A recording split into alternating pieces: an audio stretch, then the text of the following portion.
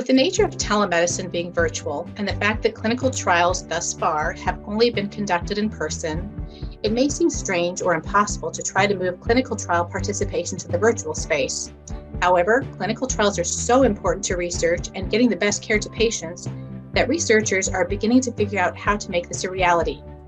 MPN expert Dr. Shammo reiterates the importance of clinical trials by saying, So there's no doubt that COVID has certainly impacted our ability to enroll patients on clinical trials. There has been a lot of governing bodies that have created various rules and regulations around that to facilitate enrolling patients on clinical trials. And I think right now we are seeing that this has become feasible such that we are able to enroll patients yet again on clinical trials. So now I think that we have the vaccine that is available, it has become a little bit more feasible and possible to do so.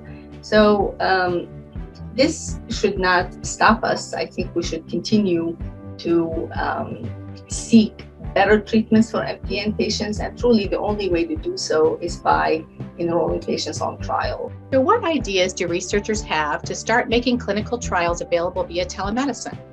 They believe in simpler clinical research protocols that not only allow telemedicine for non-treatment visits and consents, but also require fewer laboratory tests and imaging studies that may burden patients with extra visits and reduce the regulatory burden for research staff as well.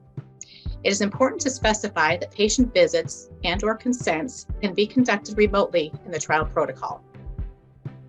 A patient-centric approach toward clinical research needs to be explored in virtual trial assessments.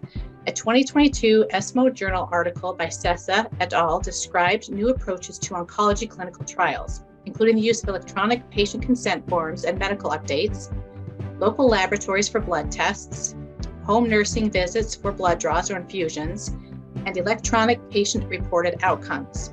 It also stressed the importance of working together with local doctors, direct-to-patient drug delivery, and remote monitoring to increase patient convenience. While there's still more information to consider, this gives us hope on how trial access can be improved and approached in the future for better MPN care.